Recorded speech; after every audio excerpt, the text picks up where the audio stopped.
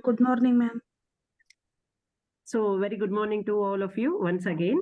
So this is a class for financial management. In this class, I'm going to cover scope, approaches, and financial decisions, which are very important from practical point of view as well as from your examination also. Okay.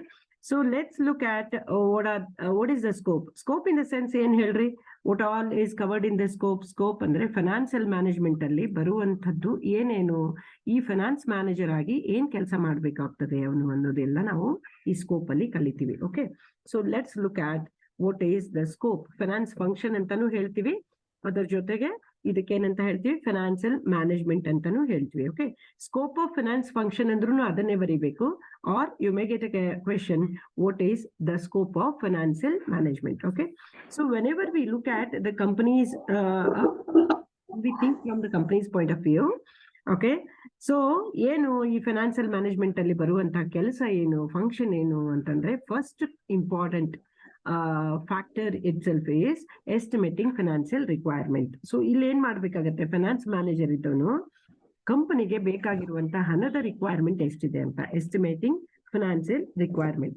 So what he does here, ಯಾವಾಗ ನೀವು ಒಂದು company ಇರ್ತದೆ, ಕಂಪನಿನ ಹುಟ್ಟು ಹಾಕ್ತೀರಿ ಅಥವಾ ಕಂಪನಿಯಲ್ಲೇ ನೀವು ಇವಾಗ ಆಲ್ರೆಡಿ ಎಸ್ಟಾಬ್ಲಿಷ್ ಆಗಿದೆ, ಸೊ ಎಷ್ಟು ಹಣ ಇದಕ್ಕೆ ಬೇಕಾಗುತ್ತೆ ಅಂತ ನೀವು ವಿಚಾರ ಮಾಡ್ಬೇಕಾದಾಗ ಇದ್ರದ್ದು ನೀಡ್ಸ್ ನೋಡ್ತೀವಿ ನಾವು. ಫೈನಾನ್ಷಿಯಲ್ ನೀಡ್ಸ್ ಯಾವ್ಯಾವು, short term needs, long term needs ಅಂತ ಬರುತ್ತೆ. Okay, short term requirement, financial short term requirement ಅಲ್ಲಿ ಕಂಪನಿಗೆ ದಿನಂಪ್ರತಿ ಆಗು ಹೋಗುವಂತ ಖರ್ಚನ್ನ ಮೀಟ್ ಮಾಡ್ಲಿಕ್ಕೆ ಬೇಕಾಗಿರುವ ದುಡ್ಡು ಎಷ್ಟು ಅನ್ನೋದು ಲೆಕ್ಕ ಹಾಕ್ತೀವಿ. So financial long term requirement ಅಂತ ನೋಡಿದಾಗ, ಫೈನಾನ್ಷಿಯಲ್ ಲಾಂಗ್ ಟರ್ಮ್ ನೀಡ್ಸ್ ಅಂತ ವಿಚಾರ ಮಾಡಿದಾಗ ನಮ್ಗೇನ್ ಗೊತ್ತಾಗತ್ತೆ, ಅಲ್ಲಿ ಯಾವ್ಯಾವ್ದು ಲಾಂಗ್ ಟರ್ಮ್ ನೀಡ್ಸ್ ಇದೆ ನೋಡಿ. ವಾಟ್ ಆರ್ ದೋಸ್, ವಿಚಾರ ಮಾಡಿದ್ರೆ ಒಂದು ಸ್ವಲ್ಪ. ಲಾಂಗ್ ಟರ್ಮ್ ಕ್ಯಾಪಿಟಲ್ ಯಾತಕ್ಕೆ ಬೇಕು ಅಂತಂದ್ರೆ, to purchase the fixed assets. ಕಂಪ್ನಿಗೆ ಬೇಕಾಗಿರುವಂತ ಫಿಕ್ಸ್ಡ್ ಅಸೆಟ್ ಅನ್ನ ಪರ್ಚೇಸ್ ಮಾಡ್ಲಿಕ್ಕೆ ನಮ್ಗೆ ಲಾಂಗ್ ಟರ್ಮ್ ರಿಕ್ವೈರ್ಮೆಂಟ್ ಇರ್ತದೆ, ಲಾಂಗ್ ಟರ್ಮ್ ಫಂಡ್ಸ್ ರಿಕ್ವೈರ್ಮೆಂಟ್ ಇರುತ್ತೆ. ಓಕೆ, ಸೊ ಅದನ್ನ ಎಸ್ಟಿಮೇಟ್ ಮಾಡ್ಬೇಕು. Overall amount of capital required for your company should be estimated in this first point.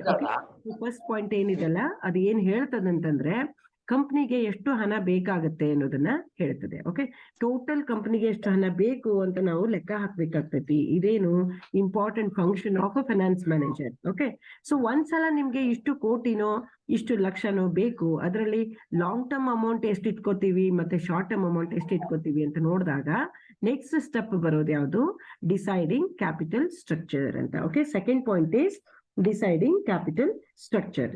So ನೀವು ಪಾಯಿಂಟ್ ನೋಟ್ ಡೌನ್ ಮಾಡ್ಕೊರಿ. 5 marks ಗೆ you may get a question, what is ಅಥವಾ explain the scope of financial management ಅಂತ ಬರ್ಬೋದು, or you may get a question, explain the scope of finance function ಅಂತಾನು ಬರ್ಬೋದು. Okay, so second point ಏನ್ ಬರುತ್ತೆ, deciding capital structure. So ಇಲ್ಲಿ ಏನಾಗತ್ತಂದ್ರೆ, what is capital structure ಅಂತ ಕ್ವೆಶನ್ ಬರುತ್ತೆ ನಿಮ್ಗೆ. ಓಕೆ, ಸೊ ಕ್ಯಾಪಿಟಲ್ ಸ್ಟ್ರಕ್ಚರ್ ಅಂದ್ರೆ ಏನು ಅಂತಂದ್ರೆ, it refers to the proposition of different sources of capital. ಕಂಪನಿಗೆ ಬೇಕಾಗಿರುವಂತಹ ಹಣನ ನಾವು ರೇಸ್ ಮಾಡ್ಬೇಕಾದ್ರೆ ಎಷ್ಟು ಅಮೌಂಟ್, ಯಾವ್ಯಾವ ಅಮೌಂಟ್ ಅನ್ನ ಯಾವ್ಯಾವ ಸೋರ್ಸ್ ಇಂದ ನಾವು ರೇಸ್ ಮಾಡ್ಬೇಕು, ಅದು ಎಷ್ಟು ಪ್ರಪೋರ್ಷನ್ ಅಲ್ಲಿ ಇರಬೇಕು ಅನ್ನುವಂಥದ್ದನ್ನ ಡಿಸೈಡ್ ಮಾಡ್ತೀವಿ. ಸೇ ಫಾರ್ ಎಕ್ಸಾಂಪಲ್ ಏನ್ ಹೇಳೋಣ ಅಂತಂದ್ರೆ, ಒಂದಿಷ್ಟು ಕ್ಯಾಪಿಟಲ್ ನ ಇಕ್ವಿಟಿನಲ್ಲಿ ತರಬೇಕಂತೀವಿ, ಒಂದಿಷ್ಟು ಸಾಲದ ರೂಪದಲ್ಲಿ ತರಬೇಕಂತೀವಿ. Okay, we want to raise the required amount of capital for an organisation in the form of equity and debenture capital ಅಥವಾ ಡೆಟ್ ಕ್ಯಾಪಿಟಲ್ ಅಂತ ಇದ್ದಾಗ ಅದರ ಪ್ರಪೋರ್ಷನ್ ಏನು ಅಂತ ಡಿಸೈಡ್ ಮಾಡ್ತೀವಲ್ಲ, ಅದಕ್ಕೆ ಏನಂತ ಹೇಳ್ತೀವಿ, ಕ್ಯಾಪಿಟಲ್ ಸ್ಟ್ರಕ್ಚರ್. ಈ ಕ್ಯಾಪಿಟಲ್ ಸ್ಟ್ರಕ್ಚರ್ ಏನಿದೆ ಅಂತ ನೋಡ್ತೀವಿ. Okay, so I hope all of you are following my points. Deciding capital structure ಅಂದ್ರೆ, the company's financial manager has to decide what proportion of amount the company is going to raise in the form of equity, raise in the form of debt capital. Okay, so ಸಾಲದ ರೀತಿಯಿಂದ ನೀವು ಎಷ್ಟು ತರಬೇಕಂತೀರಿ, 50-50 ಮಾಡ್ಬೇಕಂತೀರೋ ಅಥವಾ 60-40 ಮಾಡ್ಬೇಕಂತೀರೋ ಅಥವಾ 20-80 ಮಾಡ್ಬೇಕಂತೀರೋ, ಯಾವ proportion ಅಲ್ಲಿ ನೀವು ಸಾಲನ ಮತ್ತೆ ಓನ್ಡ್ ಕ್ಯಾಪಿಟಲ್ ನ, ಡೆಟ್ ಕ್ಯಾಪಿಟಲ್ ನ ಕಾಂಬಿನೇಷನ್ ಮಾಡ್ಬಿಟ್ಟು ಕ್ಯಾಪಿಟಲ್ ನ ರೇಸ್ ಮಾಡ್ಬೇಕಂತೀರಿ ಅನ್ನುವಂತ ಡಿಸಿಷನ್ ನ ಈ ಪಾಯಿಂಟ್ ಅಲ್ಲಿ ತಗೊಳ್ಬೇಕಾಗತ್ತೆ. Okay, so third important step is selecting a source of finance. ನೋಡ್ರಿ, ಇಲ್ಲಿ ವೇರಿಯಸ್ ಸೋರ್ಸಸ್ ಆರ್ ದೇರ್. ಹೇಗೆ ನಿಮ್ಗೆ ಲಾಂಗ್ ಟರ್ಮ್ ರಿಕ್ವೈರ್ಮೆಂಟ್ ಮತ್ತೆ ಶಾರ್ಟ್ ಟರ್ಮ್ ರಿಕ್ವೈರ್ಮೆಂಟ್ ಆಗುತ್ತಲ್ಲ ಕಂಪನಿದು, you decide what are the financial requirement ಅಲ್ಲಿ, what are the short term requirements and long term requirements. ಮಕ್ಕಳೇ, ನೀವು ಇನ್ನೊಂದು ಏನ್ ನೋಟ್ ಮಾಡ್ಕೋರಿ, ಇವಾಗ ಕೇಳ್ತಾ ಇರ್ತಿರಲ್ಲ, ಈ ಪಾಯಿಂಟ್ ನೋಟ್ ಡೌನ್ ಮಾಡ್ತಿರಲ್ಲ, ಅಲಾಂಗ್ ವಿತ್ ದೀಸ್ ಪಾಯಿಂಟ್ಸ್ ನಾನು ಹೇಳ್ಬೇಕಾದ್ರೆ ಕೀ ವರ್ಡ್ಸ್ ಅನ್ನ ಹೇಳ್ತಾ ಇರ್ತೀನಲ್ಲ, ಆ ಕೀ ವರ್ಡ್ಸ್ ನ ಆ ಪಾಯಿಂಟ್ ಇನ್ ಮುಂದೆ ಬರ್ಕೊಂಡ್ರೆ you will get to know. You can make your own points also, you can make your own explanation also. ಇಲ್ಲಿ ಕೇಳಿಸ್ಕೊಂಡಿರ್ತೀರಿ ಸರಿಯಾಗಿ, ಅಲ್ಲಿ ಪಾಯಿಂಟ್ ಅನ್ನ ಬರ್ಕೊಂಡು ಕೀ ಪಾಯಿಂಟ್ಸ್ ಅಷ್ಟೇ. ಅಂದ್ರೆ ಫಸ್ಟ್ ಪಾಯಿಂಟ್ ಅಲ್ಲಿ ನಾನು ಏನ್ ಹೇಳಿದೆ, ಫಿನಾನ್ಷಿಯಲ್ ರಿಕ್ವೈರ್ಮೆಂಟ್ ಅಲ್ಲಿ 2 ರಿಕ್ವೈರ್ಮೆಂಟ್ ಇರುತ್ತೆ. ಒಂದು ಲಾಂಗ್ ಟರ್ಮ್ ರಿಕ್ವೈರ್ಮೆಂಟ್, ಇನ್ನೊಂದು ಶಾರ್ಟ್ ಟರ್ಮ್ ಅಥವಾ long term needs, short term needs. So short term needs ಅಲ್ಲಿ ನಾವು ಎಲ್ಲೆಲ್ಲಿಂದ ತರಬೇಕು ಮತ್ತೆ ಲಾಂಗ್ ಟರ್ಮ್ ನೀಡ್ಸ್ ಎಷ್ಟಿದೆ ಅನ್ನೋದನ್ನ ಡಿಸೈಡ್ ಮಾಡ್ತಾರಲ್ಲ, ಅದಕ್ಕೆ ನಾವು ಎಸ್ಟಿಮೇಟಿಂಗ್ ಫಿನಾನ್ಷಿಯಲ್ ರಿಕ್ವೈರ್ಮೆಂಟ್ ಅಂತ ಹೇಳ್ತೀವಿ. ಕ್ಯಾಪಿಟಲ್ ಸ್ಟ್ರಕ್ಚರ್ ಅಲ್ಲಿ ನಾನು ಕೀವರ್ಡ್ ಏನು ಉಪಯೋಗ ಮಾಡಿದೆ, the proportion of different sources of capital. So what is the proportion of different sources of capital ಅನ್ನೋದನ್ನ ನಾವು ಇಲ್ಲಿ ಸೆಕೆಂಡ್ ಪಾಯಿಂಟ್ ಅಲ್ಲಿ ಡಿಸೈಡ್ ಮಾಡ್ತೀವಿ ಅಂತ. ಓಕೆ, ನೆಕ್ಸ್ಟ್ ಬಂತು selecting a source of finance. ಇಲ್ಲಿ ಏನ್ ಮಾಡ್ತೀರಿ, ಎಲ್ಲೆಲ್ಲಿಂದ ಸೋರ್ಸಸ್ ಇದೆ, whether are you going to issue the equity capital, are you going to issue the debenture capital, or are you going to visit the financial institution and borrow the funds in the form of debt. Financial institution ಹೋಗಿ ನಾವು ಸಾಲ ತರಬೇಕಂತೀವೋ, ಅಥವಾ public ಗೆ shares ಅನ್ನ debentures ಅನ್ನ issue ಮಾಡ್ಬೇಕಂತೀರೋ, ಅಥವಾ commercial banks ಅಲ್ಲಿ ಹೋಗ್ಬಿಟ್ಟು ಶಾರ್ಟ್ ಟರ್ಮ್, ನಮ್ಗೆ ಸ್ವಲ್ಪ ದಿನದ ಮಟ್ಟಿಗೆ ಶಾರ್ಟ್ ಟರ್ಮ್ ಕ್ಯಾಪಿಟಲ್ ಬೇಕಾಗಿದೆ, ವರ್ಕಿಂಗ್ ಕ್ಯಾಪಿಟಲ್ ಬೇಕಾಗಿದೆ, ದಿನಂಪ್ರತಿ ಖರ್ಚು ಮಾಡ್ಲಿಕ್ಕೆ ಬೇಕಲ್ಲ, ಏನ್ ಮಾಡಕ್ ಹೇಳಿ, ದಿನಂಪ್ರತಿ ಖರ್ಚು ಮಾಡ್ಲಿಕ್ಕೆ ನಾವು ಫಂಡ್ ಅರೇಂಜ್ಮೆಂಟ್ ಮಾಡ್ಬೇಕಾಗತ್ತೆ. Okay, so what are the day to day expenses, tell me. ವಿಚಾರ ಮಾಡ್ರಿ, ದಿನ ಕಂರ್ಚು ಮಾಡೋದಂದ್ರೆ ಕಂಪ್ನಿಗೆ ಮೇಲಿನ ಮೇಲೆ ಖರ್ಚಾಗುವಂತ ರಿಕರಿಂಗ್ ಎಕ್ಸ್ಪೆನ್ಸಸ್ ಯಾವ್ಯಾವ್ದಾಗತ್ತೆ. ಒಂದು ಪರ್ಚೇಸ್ ಆಫ್ ರಾ ಮಟೀರಿಯಲ್ ಇರ್ಬೋದು, ಅಥವಾ ನೀವು ಉದ್ರಿ ಮೇಲೆ ತಂದಿರ್ತೀರಿ, ಡ್ಯೂಸ್ ಇರುತ್ತೆ, ಕ್ರೆಡಿಟರ್ಸ್ ಗೆ ಕೊಡುವಂತ ದುಡ್ಡು ಇರ್ಬೋದು, ಅಥವಾ ವೇಜಸ್ ಪೇಮೆಂಟ್ ಮಾಡಬಹುದು, ಸ್ಯಾಲರಿ ಪೇಮೆಂಟ್ ಇರ್ಬೋದು, ಅದರ್ ಸ್ಟೇಷನರಿ ಐಟಮ್ಸ್ ನ ಬೈ ಮಾಡೋದಾಗಿರ್ಬೋದು. ಕಂಪ್ನಿಗೆ ಮೇಲಿಂದ ಮೇಲೆ ಬರುವಂತಹ ಎಕ್ಸ್ಪೆನ್ಸಸ್ ನ ಮೀಟ್ ಅಪ್ ಮಾಡ್ಲಿಕ್ಕೆ ಶಾರ್ಟ್ ಟರ್ಮ್ ಕ್ಯಾಪಿಟಲ್ ನ ಅರೇಂಜ್ ಮಾಡ್ಬೇಕಾಗತ್ತೆ. ಅದು ಎಲ್ಲಿಂದ ತರೋರಿದ್ದೀರಿ, ಲಾಂಗ್ ಟರ್ಮ್ ಕ್ಯಾಪಿಟಲ್ ಅರೇಂಜ್ ಮಾಡ್ಬೇಕಾಗತ್ತೆ, ಅದು ಎಲ್ಲಿಂದ ತರೋರಿದ್ದೀರಿ ಅನ್ನುವಂತ ಡಿಸಿಷನ್ ನ ನಾವು selecting a source of finance ಅಲ್ಲಿ ಮಾಡ್ಬೇಕಾಗತ್ತೆ. Okay, so I hope all of you are following. Okay, so next one, ನಿಮ್ಗೆ ತಿಳಿಲಿಲ್ಲ ಅಂತಂದ್ರೆ ಅದು ಕ್ವೆಶನ್ ನ ರೇಸ್ ಮಾಡ್ರಿ at the end of the class. So next point ಬಂತು selecting a pattern of investment. ಇಷ್ಟೊತ್ನವರೆಗೂ ನಾವು ಎಲ್ಲಿಂದ ತರಬೇಕು, ಎಷ್ಟು ತರಬೇಕು, ಹ್ಯಾಕ್ ತರಬೇಕು ಎಲ್ಲ ಡಿಸೈಡ್ ಮಾಡಿದ್ವಿ ಫಸ್ಟ್ 3 ಪಾಯಿಂಟ್ಸ್ ಅಲ್ಲಿ. ಓಕೆ, ನೆಕ್ಸ್ಟ್ ಪಾಯಿಂಟ್ ಏನು, selecting a pattern of investment ಅಂದ್ರೆ ಎಷ್ಟು ಅಮೌಂಟ್ ನೀವು ಕ್ರೋಢೀಕರಣ, you have procured, you have mobilise the capital, right. Once a company receives the total amount of capital, how it is going to invest.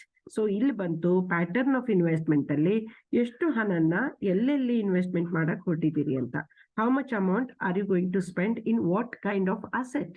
Fixed asset ತಗೊಳ್ಬೇಕು, varieties of fixed asset ಇರುತ್ತೆ, machineries ತಗೋಬೇಕು, ಬೇರೆ ಬೇರೆ quality machines ಇರುತ್ತೆ, machineries ಇರುತ್ತೆ. So ಎಂತ machine ಅಲ್ಲಿ ಎಷ್ಟು ದುಡ್ಡನ್ನ ನೀವು ಹಾಕ್ಲಿಕ್ಕೆ ಕೊಟ್ಟಿದ್ದೀರಿ, ಆ ಪ್ಯಾಟರ್ನ್ ನ ಟೋಟಲ್ ಅಮೌಂಟ್ ಆಫ್ ಕ್ಯಾಪಿಟಲ್ ಅಲ್ಲಿ 80% ನಾವು ಫಿಕ್ಸ್ಡ್ ಅಸೆಟ್ ಗೆ ಇನ್ವೆಸ್ಟ್ ಮಾಡಿ, 20% ಹಾಗೆ ದಿನಂಪ್ರತಿ ಖರ್ಚಾಗೋದಕ್ಕೆ. ಸೊ ಯುನೋ ಮ್ಯೂಟ್ ಮಾಡ್ಕೊಳಪ್ಪ. Hello, yeah Netravathi.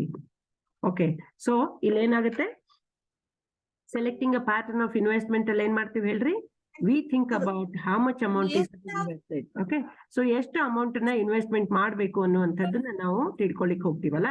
Okay, so ಇಲ್ಲಿ ಪ್ರಪೋರ್ಷನ್ ಆಫ್ ಅಮೌಂಟ್ ಅನ್ನ ನಾವು ನೋಡಿದ್ಮೇಲೆ ಮಷಿನರೀಸ್ ಖರೀದಿ ಮಾಡೋದಿದ್ರೆ ಹಾಗೆ ಮಾಡಕ್ ಹೋಗಲ್ಲ. There is a financial technique or a tool which is used by the finance manager. ಏನ್ ಟೂಲ್ ಅಪ್ಪ ಅದು ಅಂತಂದ್ರೆ ಕ್ಯಾಪಿಟಲ್ ಬಜೆಟಿಂಗ್ ಅನ್ನುವಂತ ಒಂದು ಟೂಲ್ ಬರುತ್ತೆ. ಅಲ್ಲಿ ನಾವು ಯಾವ ಮಷಿನರಿನ ಖರೀದಿ ಮಾಡಿದ್ರೆ ನಮ್ಗೆ ಕಾಸ್ಟ್ ಇಫೆಕ್ಟಿವ್ ಆಗುತ್ತೆ, ಹಣ ಕಡಿಮೆ ಖರ್ಚಲ್ಲಿ ಜಾಸ್ತಿ ಲಾಭನ ಗಳಿಸ್ಕೋಬಹುದು ಅನ್ನುವಂತ ಡಿಸಿಷನ್ ಕೂಡ ತಗೊಳ್ತೀವಿ. ಓಕೆ, ಸೊ ಅಲ್ಲೆಲ್ಲ ಫೈನಾನ್ಷಿಯಲ್ ಮ್ಯಾನೇಜರ್ ಆದವನು ಅವನು ಪ್ಯಾಟರ್ನ್ ಆಫ್ ಇನ್ವೆಸ್ಟ್ಮೆಂಟ್ ಅನ್ನು ಕೂಡ ಸರಿಯಾಗಿ ನೋಡ್ಕೊಂಡು ಕ್ಯಾಪಿಟಲ್ ಬಜೆಟಿಂಗ್ ಅನ್ನ ಉಪಯೋಗ ಮಾಡಿ, ಇವನ್ ಬ್ರೇಕ್ ಇವನ್ ಅನಾಲಿಸಿಸ್ ಅಂತ ಬರುತ್ತೆ ಅದನ್ನ ಉಪಯೋಗ ಮಾಡ್ಕೊಂಡು, ಅಪರ್ಚುನಿಟಿ ಕಾಸ್ಟ್ ಅನಾಲಿಸಿಸ್ ಅಂತ ಬರುತ್ತೆ ಅದನ್ನ ಬಳಕೆ ಮಾಡ್ಕೊಂಡು ಈ ಕ್ವೆಶನ್ ಗೆ ಡಿಸಿಷನ್ ನ ತಗೊಳ್ಬೇಕಾಗತ್ತೆ. Okay, so 4th one is selecting a pattern of investment. So ಇದು ಕೂಡ ಅರ್ಥ ಆಯ್ತು ಅಂತ ಅನ್ಸುತ್ತೆ. Okay, next comes 5th one, that is proper cash management. ನೋಡಿ, ನೀವು ಕೂಡ ದಿನಂಪ್ರತಿ ನೀವು ಮಾಡ್ಬೇಕಾಗತ್ತೆ. There is no just cash management company ಅಷ್ಟೇ ಮಾಡ್ಬೇಕಂತಲ್ಲ, ವಿ ದ ಇಂಡಿವಿಜುವಲ್ಸ್, ರೈಟ್, ನಾವು ಎಲ್ಲ ಇಂಡಿವಿಜುವಲ್ ಆಗಿ ನಮ್ಮ ಹಣನ ಸರಿಯಾಗಿ ಮ್ಯಾನೇಜ್ ಮಾಡ್ಕೊಳ್ಳೋದು ಕಲಿಬೇಕಾಗತ್ತೆ. ಸೊ ಕ್ಯಾಶ್ ಮ್ಯಾನೇಜ್ಮೆಂಟ್ ಮಾಡ್ಬೇಕಾದ್ರೆ this is very important, important task of the finance manager, and he has to assess the various cash requirements at different times, ಬೇರೆ ಬೇರೆ ಟೈಮ್ ಅಲ್ಲಿ ಬೇರೆ ಬೇರೆ ಪೇಮೆಂಟ್ಸ್ ಬರ್ತಾವ. ಆ ಪೇಮೆಂಟ್ ಅನ್ನ ಅರೇಂಜ್ ಮಾಡ್ಕೊಂಡು ಮೊದ್ಲೇ ಇಟ್ಕೊಂಡಿರ್ಬೇಕಾಗತ್ತೆ. ಆ ಪೇಮೆಂಟ್ ಬಂದ ಮೇಲೆ ಅವನು ಓಡಾಡಿ ಎಲ್ಲಿಂದ ತರ್ಬೇಕಪ್ಪ ಹಣ, ಎಲ್ಲಿಂದ ಕೊಡ್ಬೇಕು ಅಂತ ವಿಚಾರ ಮಾಡೋದಲ್ಲ. So properly he has to plan the cash management he has to do, then only the company will be able to meet the requirements in time. That is very important. In time payment ಅನ್ನ ಕೊಡಬೇಕಾಗತ್ತೆ. in time payment ಅನ್ನ ಕೊಡಬೇಕು ಅಂತಂದ್ರೆ in time ನಾವು arrangement ಮಾಡ್ಕೊಂಡು ಇಟ್ಕೊಂಡಿರ್ಬೇಕು, cash availability ಇರಬೇಕು. Excess ಇದ್ರೆ idle funds ಆಗಿ ಉಳಿತದೆ. ಶಾರ್ಟೇಜ್ ಬಿದ್ರೆ ಕಂಪನಿಯ ಕ್ರೆಡಿಟ್ ವರ್ದಿನೆಸ್ ಲೂಸ್ ಆಗುತ್ತೆ ಅಥವಾ ಅಡ್ವರ್ಸ್ಲಿ ಅಫೆಕ್ಟ್ ಆಗುತ್ತೆ. That is why cash management is very important and the manager should know how much amount he has to make the arrangement for the quick payments. ಎಲ್ಲೆಲ್ಲಿ raw material purchase ಮಾಡ್ಬೇಕಾದ್ರೆ cash ಕೊಡ್ಬೇಕು, ಪೇಮೆಂಟ್ಗೆ ಕ್ರೆಡಿಟರ್ಸ್ಗೆ payment ಮಾಡ್ಬೇಕಾದ್ರೆ ದುಡ್ಡನ್ನ ಮೊದಲೇ arrange ಮಾಡ್ಕೊಂಡು ಇಡ್ಬೇಕು, wage bills ಎಲ್ಲ ಕೊಡ್ಬೇಕು, ಎಂಪ್ಲಾಯೀಸ್ಗೆ ಸ್ಯಾಲರಿ ಪೇಮೆಂಟ್ ಅನ್ನು ಮಾಡ್ಬೇಕಾಗತ್ತೆ, ಅದ್ರ ಜೊತೆಗೆ ಡೇ ಟು ಡೇ ಎಕ್ಸ್ಪೆನ್ಸಸ್ ನ ಮೀಟ್ ಅಪ್ ಮಾಡ್ಬೇಕಾಗತ್ತೆ. ಸೊ ಅಷ್ಟೆಲ್ಲ ಮಾಡ್ಲಿಕ್ಕೆ ಕ್ಯಾಶ್ ಅರೇಂಜ್ಮೆಂಟ್ ಅನ್ನ, ಇದು ಶಾರ್ಟ್ ಟರ್ಮ್ ರಿಕ್ವೈರ್ಮೆಂಟ್ ಗೆ ಸಂಬಂಧಪಟ್ಟಿದೆ, ಲಾಂಗ್ ಟರ್ಮ್ ಗಲ್ಲ. ಇಲ್ಲೆಲ್ಲ ಮೇಲೆ ಲಾಂಗ್ ಟರ್ಮ್ ನೋಡಿದ್ವಿ, ಇದು ಶಾರ್ಟ್ ಟರ್ಮ್ ರಿಕ್ವೈರ್ಮೆಂಟ್ಸ್ ಗೆ. ಓಕೆ, ಸೊ ಕೊಡಬೇಕು ಅಂದಾಗ ಎಲ್ಲಿಂದ ತರಬೇಕು ಅನ್ನೋದು ಕೂಡ ವಿಚಾರ ಮಾಡಬೇಕಾಗತ್ತೆ. Okay, and next one, the last important point is implementing financial controls ಅಂತ ಬರುತ್ತೆ. So what is this question? Implementing. ಇಲ್ಲಿ ಕ್ಯಾಶ್ ಮ್ಯಾನೇಜ್ಮೆಂಟ್ ಅಲ್ಲೇ ನಿಮ್ಗೆ ಗೊತ್ತಾಯ್ತು, ಎಕ್ಸೆಸ್ಸು ಇರಬಾರ್ದು, ಶಾರ್ಟೇಜು ಬೀಳಬಾರ್ದು, ಬ್ಯಾಲೆನ್ಸ್ ಆಗಿ ಕ್ಯಾಶ್ ನ ಮ್ಯಾನೇಜ್ ಮಾಡ್ಕೊಂಡು ಎಷ್ಟು ಕೊಡಕ್ ಬೇಕು ಅದಕ್ಕಿಂತ ಸ್ವಲ್ಪ ಜಾಸ್ತಿ ಇಟ್ಕೊಂಡು ಅರೇಂಜ್ಮೆಂಟ್ ಮಾಡ್ಕೊಂಡು ಇಟ್ಕೊಂಡ್ರೆ in time the cash payments can be made. Okay, so cash management properly ಮಾಡ್ಲಿಕ್ಕೆ ಅನುಕೂಲ ಆಗುತ್ತೆ. Next comes implementing financial controls and use of surpluses ಅಂತ ಬರುತ್ತೆ. ಸೊ ಇಲ್ಲೇನು ಇಂಪ್ಲಿಮೆಂಟಿಂಗ್ ಫೈನಾನ್ಸಿಯಲ್ ರಿಕ್ವೈರ್ಮೆಂಟ್ ಅಲ್ಲಿ ಫೈನಾನ್ಸಿಯಲ್ ಕಂಟ್ರೋಲ್ಸ್ ಅಲ್ಲೇನು ಕೆಲವೊಂದಿಷ್ಟು ಟೆಕ್ನಿಕ್ಸ್ ಬರುತ್ತೆ ನೋಡಿ. ಕಂಟ್ರೋಲ್, ಫೈನಾನ್ಸಿಯಲ್ ಕಂಟ್ರೋಲ್ ಮಾಡ್ಲಿಕ್ಕೆ ಅನ್ನೆಸೆಸರಿ ವೇಸ್ಟೇಜ್ ಆಗ್ಬಾರ್ದು ಅಂದಾಗ ನಾನು ಆಗ್ಲೇ ಹೇಳ್ದಲ್ಲ, the first very important financial control technique is calculation of return on investment. ನೀವು ಅಕೌಂಟಿಂಗ್ ಅಲ್ಲಿ ಕಲಿತೀರಿ ನೋಡಿ, ಕಂಪನಿ ಅಕೌಂಟ್ಸ್ ಅಲ್ಲಿ you do calculate the return on investment, right? ಕಂಪ್ನಿನವ್ರು ಎಷ್ಟು ಇನ್ವೆಸ್ಟ್ಮೆಂಟ್ ಮಾಡ್ಯಾರ ಅಂದ್ರೆ ಎಷ್ಟು ರಿಟರ್ನ್ ಅರ್ನ್ ಮಾಡಿದ್ರು ಅದನ್ನ ಪರ್ಸೆಂಟೇಜ್ ಅಲ್ಲಿ ಕನ್ವರ್ಟ್ ಮಾಡ್ತೀವಲ್ಲ, ಅದು ಏನು ಅಂದ್ರೆ financial control technique. Okay, the finance manager has to make use of the calculation of the return on investment, maybe budgetary control ಇರಬಹುದು, ಬ್ರೇಕ್ ಇವನ್ ಅನಾಲಿಸಿಸ್ ಇರಬಹುದು, cost control techniques, ratio analysis, ಮತ್ತೆ cost and internal audit ಮಾಡೋದಾಯ್ತು.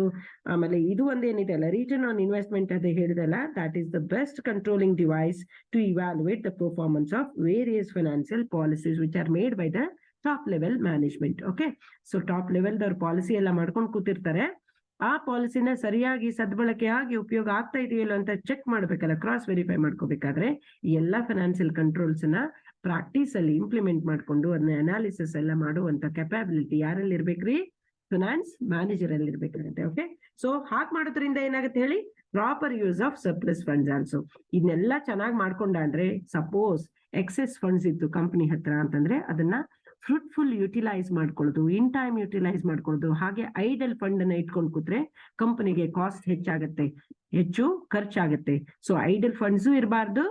Idle ಅಂದ್ರೆ ಉಪಯೋಗ ಇಲ್ದಂಗ್ ಹಂಗೆ ದುಡ್ಡನ್ನ ಇಟ್ಕೊಂಡು ಕೂತ್ರೆ ಮೊಟ್ಟೆ ಹಾಕಲ್ಲ, right? That's why each and every pie is important in the company's financial management. Okay, that's why the company's financial manager should be very careful enough in investing, in procuring, as well as in investing in making the best use of the available funds also. Okay, so this is all is a scope of financial management or scope of finance function.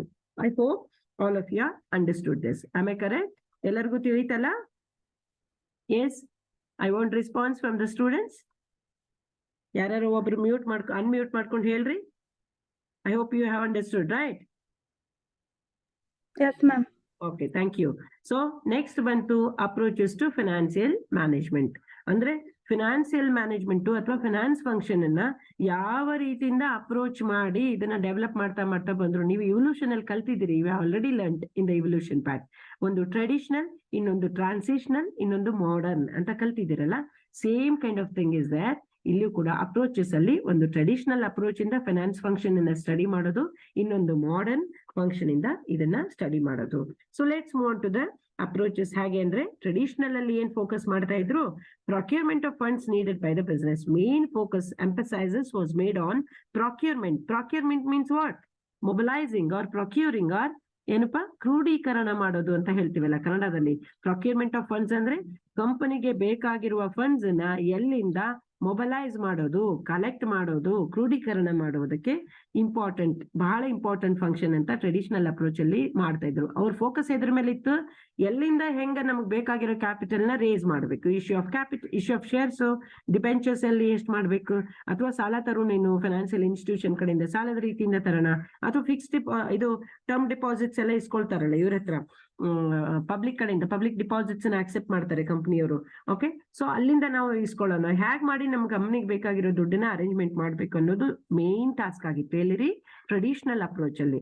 ಮತ್ತೆ utilisation of funds beyond it's purview, ಅಲ್ಲಿ utilise ಮೇಲೂ focus ಮಾಡ್ತಾ ಇದ್ರು, but ಬಹಳ focus ಇರ್ಲಿಲ್ಲ. First ಬಹಳ focus ಇದ್ರ ಮೇಲೆ ಎಲ್ಲಿಂದ ಎಷ್ಟು ದುಡ್ಡನ್ನ ನಾವು ಹೆಂಗ್ ತರಬೇಕು ಅನ್ನೋದ್ರ ಮೇಲೆ ಇತ್ತು. ಆದ್ರೆ ಯುಟಿಲೈಸೇಷನ್ ಮೇಲೆ ಬಿಯಾಂಡ್ ಇಟ್ಸ್ ಪರ್ವ್ಯೂ ಅದನ್ನ ಬಿಟ್ಬಿಟ್ಟಿದ್ರು. ಆದ್ರೆ ಮಾಡರ್ನ್ ಅಪ್ರೋಚ್ ಅಲ್ಲಿ ಏನ್ರಿ includes both raising of funds, ಎಲ್ಲಿಂದ ತರಬೇಕು, ಹೆಂಗ್ ತರಬೇಕು, ಯಾವ ಸೋರ್ಸ್ ಇಂದ ನೀವು ತಂದ್ರೆ ಚೀಪ್ ಆಗಿ ವರ್ಕೌಟ್ ಆಗುತ್ತೆ ಅಥವಾ ಕಾಸ್ಟ್ ಇಫೆಕ್ಟಿವ್ ಆಗುತ್ತೆ ಅನ್ನುವಂತ ಡಿಸಿಷನ್ ಇಲ್ಲಿ ತಗೊಳ್ತಾ ಇದ್ದಾರೆ ಮಾಡರ್ನ್ ಅಪ್ರೋಚ್ ಅಲ್ಲಿ. ಓಕೆ, ಬೋತ್ ಅಂದ್ರೆ ಯಾವ್ದ್ರಿ, ಒಂದು ರೇಸಿಂಗ್, ಇನ್ನೊಂದು ಯೂಸಿಂಗ್. ಓಕೆ, ಯುಟಿಲೈಸೇಷನ್ ಅಂತ ಇದೆ ನೋಡಿ, raising of funds as well as effective utilisation. ಬರೀ ತರುವುದಷ್ಟೇ ಇಂಪಾರ್ಟೆಂಟ್ ಅಲ್ರಿ, ಅದನ್ನ ಫ್ರೂಟ್ಫುಲ್ ಆಗಿ, ಇಫೆಕ್ಟಿವ್ ಆಗಿ, ಆಪ್ಟಿಮಮ್ ಯುಟಿಲೈಸೇಷನ್ ಮಾಡಿದ್ರೆ ಮಾತ್ರ ಕಂಪನಿ ಸಕ್ಸಸ್ಫುಲ್ ಆಗಿ ರನ್ ಆಗ್ಲಿಕ್ಕೆ ಸಾಧ್ಯ ಇದೆ. ಅದಕ್ಕೆ ಇಲ್ಲಿ ಫೈನಾನ್ಸ್ ಮ್ಯಾನೇಜರ್ ಇಂದ ಅಪ್ರೋಚ್ ಹೆಂಗೈತಂದ್ರೆ, ರೈಸ್ ಮಾಡೋದಷ್ಟೇ ಅಲ್ಲದೆ, ಚೀಪೆಸ್ಟ್ ಸೋರ್ಸ್ ಇಂದ ರೈಸ್ ಮಾಡೋದಷ್ಟೇ ಅಲ್ಲದೆ, ಅದನ್ನ ಬೆಸ್ಟ್ ಆಗಿ ಯುಟಿಲೈಸ್ ಮಾಡುವಂತದ್ದು ಕೂಡ ಇಲ್ಲಿದೆ. Finance function does not stop only by raising funds. ಅಂದ್ರೆ ಬರೀ ಬಂತು ದುಡ್ಡು, ನಮ್ಗೆ ಬೇಕಾಗಿರೋ ದುಡ್ಡು ಸಿಕ್ತಪ್ಪ ಅಂದ್ರೆ ಮುಗಿಲಿಲ್ಲ, ಫೈನಾನ್ಸ್ ಫಂಕ್ಷನ್ ನಿಲ್ಲೋದಿಲ್ಲ, ಎಲ್ಲಿವರೆಗೂ ಕಂಟಿನ್ಯೂ ಆಗುತ್ತೆ. ಹಾಗೆ ರೇಸ್ ಮಾಡ್ತಾ ಇರೋದು, ಇನ್ವೆಸ್ಟ್ಮೆಂಟ್ ಮಾಡ್ತಾ ಇರೋದು, ಲಾಭದಲ್ಲಿ ತರೋದು, ಮತ್ತೆ ರೇಸ್ ಮಾಡೋದು, ಮತ್ತೆ ಇನ್ವೆಸ್ಟ್ಮೆಂಟ್. ಅಂದ್ರೆ ಕಂಪನಿಗೆ ಯಾವಾಗ ಬೇಕೋ ಎಕ್ಸ್ಪಾಂಡ್ ಮಾಡಕ್ಕಾಯ್ತು, ಅಥವಾ ಕಂಪನಿ ಏನ್ ಮಾಡತ್ರಿ, ಡೈವರ್ಸಿಫೈ ಮಾಡತ್ತೆ. ಯಾವಾಗ ಕಂಪನಿಗೆ ಫೈನಾನ್ಸಿಯಲ್ ರಿಕ್ವೈರ್ಮೆಂಟ್ ಇರುತ್ತೆ ಅವಾಗ ಎಲ್ಲಿಂದ ತರಬೇಕು ಅನ್ನೋದ್ರ ಜೊತೆಗೇನೆ ಎಷ್ಟು ಬೆಸ್ಟ್ ಆಗಿ ಉಪಯೋಗ ಮಾಡ್ಬೇಕು ಅನ್ನೋದು ಕೂಡ ಬಹಳ ಇಂಪಾರ್ಟೆಂಟ್ ಆಗುತ್ತೆ. Okay, I hope all of you are following this point also. So traditional approach ಅಲ್ಲಿ ಏನ್ ಬರುತ್ತೆ ಅಂತಾನು ಗೊತ್ತಾಯ್ತು, ಮಾಡರ್ನ್ ಅಪ್ರೋಚ್ ಅಲ್ಲಿ ಏನ್ ಬರುತ್ತೆ ಅಂತಾನು ನಿಮ್ಗೆ ಗೊತ್ತಾಯ್ತು. ಓಕೆ, ನಾವು let's move on to the decisions. This is again a very important concept. ಏನ್ರಿ ಇದು, ಫೈನಾನ್ಸಿಯಲ್ ಡಿಸಿಷನ್ಸ್ ಅಂತ ಹೇಳ್ತೀವಿ. ಇಲ್ಲಿ ಕೂಡ ನಾನು ಬೇರೆ ಡಯಾಗ್ರಾಮ್ ಹಾಕೊಟ್ಟಿದ್ದೀನಿ. ಸೊ ನೆಕ್ಸ್ಟ್ ಸ್ಲೈಡ್ ಅಲ್ಲಿ I have given you what is this diagram. In this diagram you will get to know, ನಿಮ್ಗೆ ಅರ್ಥ ಆಗ್ಬಿಡುತ್ತೆ ಏನಪ್ಪಾ ಅಂತಂದ್ರೆ. ಓಕೆ, ಏನ್ ಅರ್ಥ ಆಗತ್ರಿ ಇಲ್ಲಿ ಯಾವ್ಯಾವ ಫಂಕ್ಷನ್ಸ್ ಇದೆ ಅಂತ. ಓಕೆ, ಫೈನಾನ್ಸಿಯಲ್ ಡಿಸಿಷನ್ಸ್ ಅಲ್ಲಿ ಬಂತು, ಈ ಪಾರ್ಟ್ ನಾವು ಇಲ್ಲಿ ಕಲಿತೀವಿ ಅಂತ ನಾನು ನಿಮಗೆ ಮುಂಚೆನೆ ಹೇಳಿದ್ದೆ. ಓಕೆ, ಫೈನಾನ್ಸಿಯಲ್ ಡಿಸಿಷನ್ ಅಂದ್ರೆ ಏನು, ದುಡ್ಡಿಗೆ ಸಂಬಂಧಪಟ್ಟ ಹಾಗೆ ಕೆಲವೊಂದಿಷ್ಟು ಡಿಸಿಷನ್ಸ್ ಅನ್ನ ತಗೊಳ್ಬೇಕಾಗುತ್ತೆ. Finance manager has to take very important decisions. Those are 4. What are those 4 important decisions, right? One is, ಇಲ್ಲಿ ಕೆಳಗೆ ಬರ್ತೀನಿ ನೋಡ್ರಿ, ಇವನ ಮೇನ್ ಪಾಯಿಂಟ್ ಇದು ಏನ, financing decision, investment decision, dividend decision, and the last one is liquidity decision. Make note a point of this. Note all these points, very important from exams, also from knowledge. Okay, knowledge point of view ಇಂದ ಬಹಳ important. ಈ financial management ನಿಮ್ಮ ಜೀವನದಲ್ಲೂ ಉಪಯೋಗ ಆಗುತ್ತೆ. ನಾಳೆ ನೀವು ಏನಾರ ಬಿಸ್ನೆಸ್ ಹಾಕಿದ್ರೂ ಉಪಯೋಗ ಆಗುತ್ತೆ, ಅಥವಾ ನೀವು ಎಲ್ಲೋ ಬೇರೆ ಕಂಪ್ನಿನಲ್ಲಿ ಫೈನಾನ್ಸ್ ಮ್ಯಾನೇಜರ್ ಆಗಿ ಆ ಪೊಸಿಷನ್ ಅಲ್ಲಿ ಡಿಪಾರ್ಟ್ಮೆಂಟ್ ಆಫ್ ಫೈನಾನ್ಸ್ ಡಿಪಾರ್ಟ್ಮೆಂಟ್ ಅಲ್ಲಿ ಏನಾರ ವರ್ಕ್ ಮಾಡೋರಿದ್ರೆ ಅಲ್ಲೂ ಕೂಡ ಉಪಯೋಗ ಆಗುತ್ತೆ. Okay, this is not just to learn and score marks. Okay, ಬರೀ ಸ್ಕೋರ್ ಮಾಡೋ ಪಾಯಿಂಟ್ ಆಫ್ ವ್ಯೂ ಇಂದ ವಿಚಾರ ಮಾಡಬೇಡಿ, ಅಳವಡಿಸ್ಕೊಳ್ಬೇಕಾಗತ್ತೆ. We need to understand what are the sources, right? What are the how best the companies manager has to make use of the funds, right? So ಮುಂದೆ ಬರುವಂತ chapters ಇದೆಲ್ಲ, ಅಲ್ಲೆಲ್ಲ ಲೆಕ್ಕಗಳು ಬರ್ತದೆ, ಇದಕ್ಕೆ ಸಂಬಂಧಪಟ್ಟ ಹಾಗೆ ಲೆಕ್ಕಗಳು ಬರುತ್ತೆ. ಸೊ ಅಲ್ಲಿ ನೀವು ಲೆಕ್ಕ ಮಾಡಿ yes this is the best ಅಂತ ಹೇಳೋ ರೀತಿ ಏಬಲ್ ಆಗ್ತೀವಿ. ಅದಕ್ಕೆ ಯಾವ್ದು ಕ್ಲಾಸ್ ಮಿಸ್ ಮಾಡಿ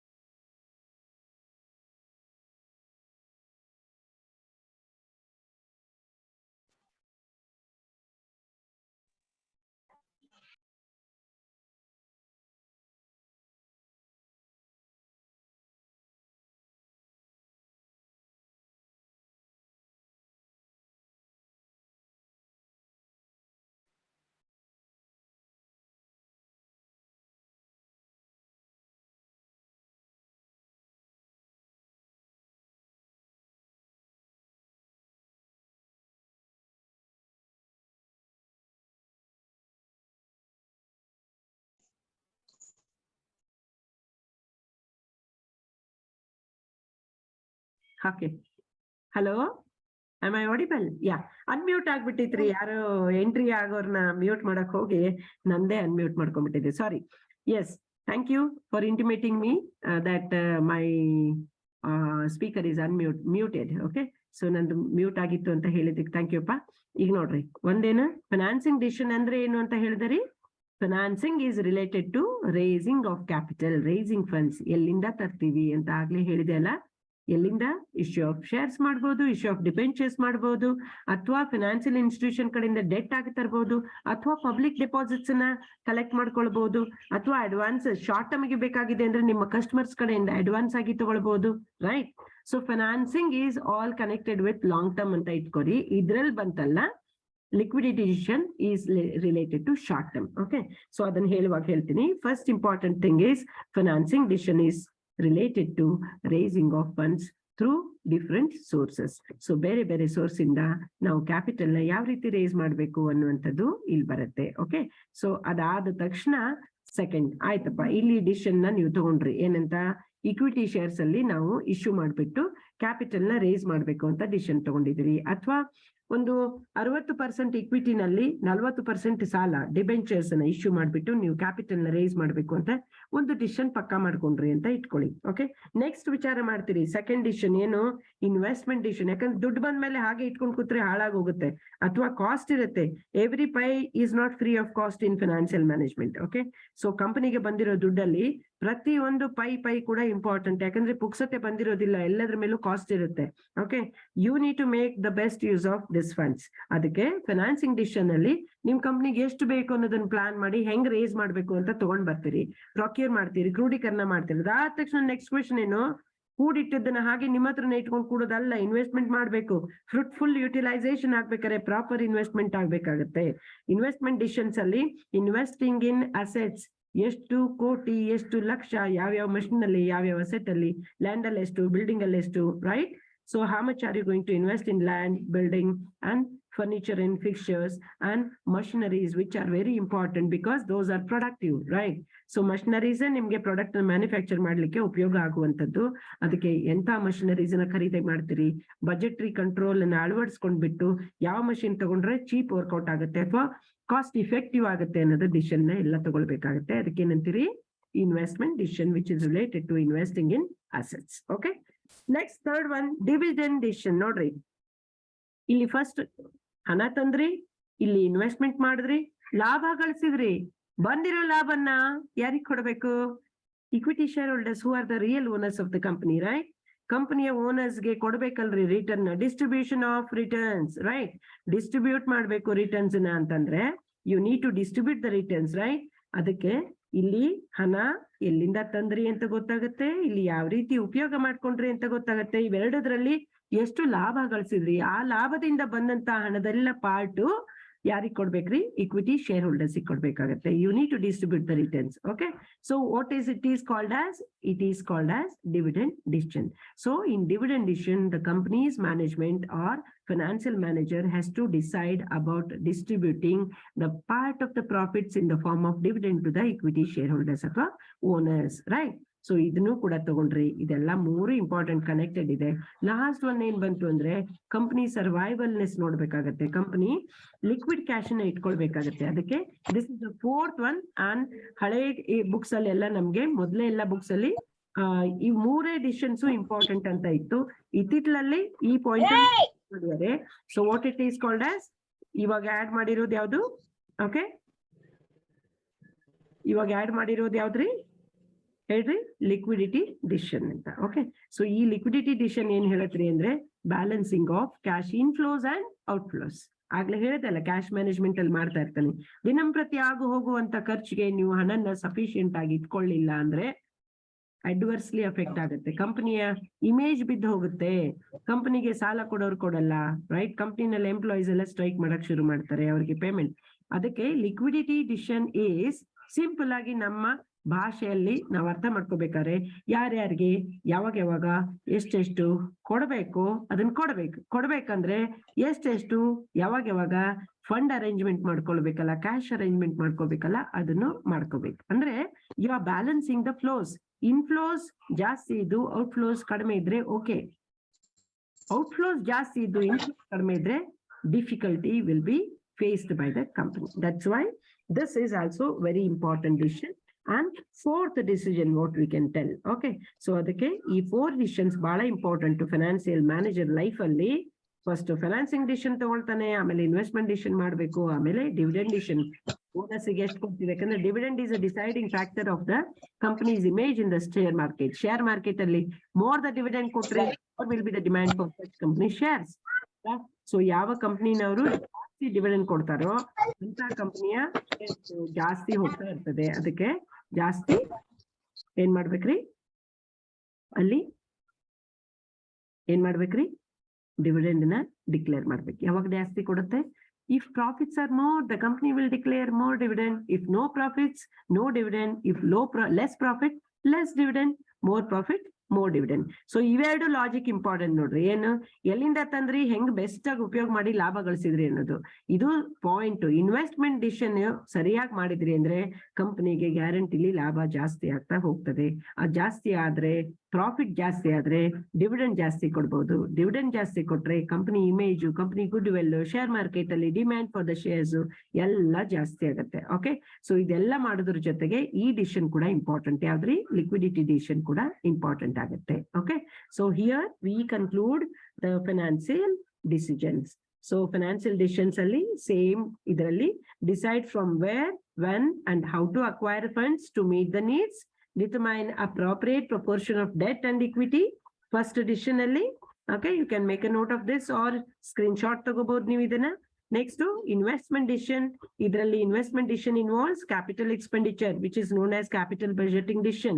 ಅದಕ್ಕೆ ಇನ್ನೂ ಒಂದು ಏನಂತ ಹೇಳ್ತೀವಿ ಅಂತ ಹೇಳಿದೆ ನಿಮ್ಗೆ, ಅಸೆಟ್ ಅಲ್ಲಿ ಎಷ್ಟು ಇನ್ವೆಸ್ಟ್ಮೆಂಟ್ ಮಾಡಬೇಕು ಅನ್ನುವಂಥದ್ದನ್ನ ಡಿಸೈಡ್ ಮಾಡ್ತೀವಿ. Risk arises due to uncertain returns, company ಸರಿಯಾಗಿ ರಿಟರ್ನ್ ಗಳಿಸಲಿಲ್ಲ ಅಂತಂದ್ರೆ ರಿಸ್ಕ್ ಗೆ ಫೇಸ್ ಮಾಡ್ಬೇಕಾಗತ್ತೆ. So evaluate the proposals in terms of both expected returns and risk. ಅದನ್ನೆಲ್ಲ ನೋಡ್ಕೊಂಡು ನಾವು ಯಾವ ಅಸೆಟ್ ಅಲ್ಲಿ ಹಾಕ್ಬೇಕು ಅಂತ ಕ್ಯಾಪಿಟಲ್ ಬಜೆಟಿಂಗ್ ಡಿಸಿಷನ್ ತಗೊಳ್ಳೋದೇ ಹೆಲ್ಪ್ ಆಗುತ್ತೆ. ಓಕೆ. ಸೊ ನೆಕ್ಸ್ಟ್ ಬಂತು ಇನ್ವೆಸ್ಟ್ಮೆಂಟ್ ಡಿಸಿಷನ್ ಆದ್ಮೇಲೆ dividend decision.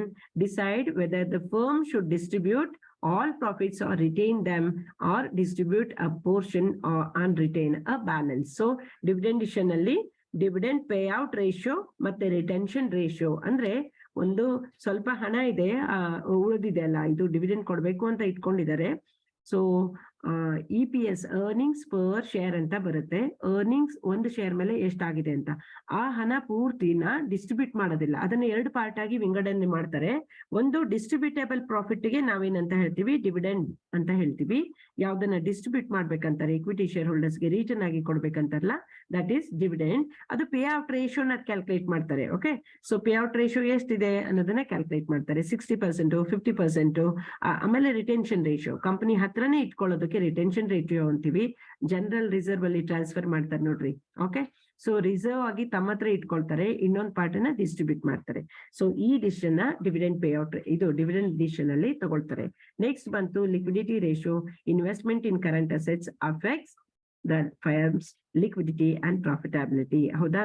So current assets ಅಂದ್ರೆ ಯಾವ್ಯಾವ್ದು ಅಂತ ಎಲ್ಲರಿಗೂ ಗೊತ್ತಾ, everybody knows what are those. Cash ನ ತಗೊಂಡು ನಾವು ರಾ ಮಟೀರಿಯಲ್ ಅಲ್ಲಿ ಹಾಕ್ತಿವಿ. Raw material is converted into work in process, then conversion ಪ್ರೋಸೆಸ್ಗೆ ವರ್ಕ್ ಇನ್ ಪ್ರೋಸೆಸ್ ಅಂತ ಹೇಳ್ತೀರಿ. Then we get the finished goods. Finished goods R sold, ಅದಕ್ಕೆಲ್ಲ stock ಅಂತ ಹೇಳ್ತೀವಿ ಇಲ್ಲಿವರೆಗೂ. ಎಲ್ಲಿ raw material, stock of raw material, stock of work in process, stock of finished goods, ಇದೆಲ್ಲ ಸೇರಿದ್ರೆ ಇನ್ವೆಂಟ್ರಿ ಆಗುತ್ತೆ. ಅಂಡ್ ನೆಕ್ಸ್ಟ್ ಸ್ಟೆಪ್ ಏನ್ರಿ, ಸೇಲ್ ಮಾಡ್ತೀವಿ. ಡೆಟಾಸ್ ಗೆ ಸೇಲ್ ಮಾಡ್ತೀವಿ ಅಂದ್ರೆ ಉದ್ರಿ ಮೇಲೆ ಸೇಲ್ ಮಾಡಿದ್ರೆ ಡೆಟಾಸ್ ಬರುತ್ತೆ. ಕರೆಂಟ್ ಅಸೆಟ್ ಅಲ್ಲಿ cash, stock, debtors, bills receivables, right? Again, bills receivable is converted into cash. Okay. So ಅದೆಲ್ಲ ಕರೆಂಟ್ ಅಸೆಟ್. ಅದನ್ನೆಲ್ಲ ನಾವು ಸರಿಯಾಗಿ ಬ್ಯಾಲೆನ್ಸ್ ಮಾಡ್ಕೊಳ್ಬೇಕಾಗತ್ತೆ, considering the liquidity and profitability. Then current assets to be managed effectively.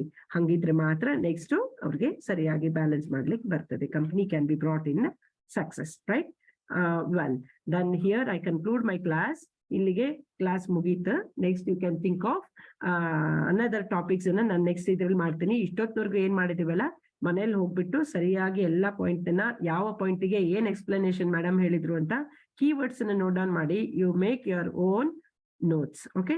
Thank you very